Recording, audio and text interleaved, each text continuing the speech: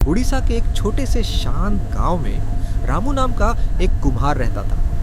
उसके लिए मिट्टी का काम सिर्फ पेशा नहीं, बल्कि भगवान जगन्नाथ की सेवा थी। रामू, देखना, इस बार इन घड़ों से जो कमाई होगी उससे हम अपनी बेटी की शादी धूमधाम से करेंगे। रामू बहुत खुश था, पर उसे नहीं पता था कि कुदरत ने कुछ और ही सोच रखा है। देखते ही देखते खुशियों भरा मौसम एक खौफनाक तूफान में बदल गया। रामू, नहीं, जल्दी करो, इन घड़ों को बचाना होगा, वरना सब खत्म हो जाएगा। भारी बारिश ने रामू की महीनों की मेहनत को उसकी आंखों के सामने मिट्टी में मिला दिया। एक एक घड़े के साथ रामू की उम्मीदें और उसकी बेटी के सपने भी टूट रहे थे। रामू, प्रभु, क्यों? मैंने क्या बिगाड़ा था आपका?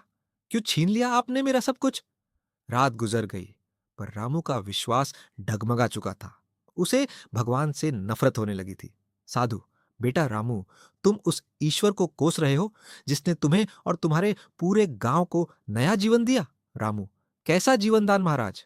मेरी तबाही को आप आशीर्वाद कह रहे हैं? साधु ने शांत भाव से मिट्टी के उस ढेर की ओर इशारा किया जो कल तक घड़े थे। साधु, जिस मिट्टी से तुमने ये घड़े बनाए थे उसमें एक काल सर्प का जहर मिला हुआ था। साधु, अगर ये घड़े बाजार पहुंचते तो पूरा गांव काल के गाल में समा जाता। प्रभु ने घड़े नहीं, मौत तोड़ी है। रामू, मुझे माफ कर दो प्रभु, मैं कितना अज्ञानी था कि आपकी माया को समझ ही नहीं सका। रामू को समझ आ गया कि ईश्वर जो कुछ छीनता है वो कुछ बहुत बड़ा बचाने के लिए होता है। इसीलिए कहा गया है, जो होता है अच्छे के लिए होता है।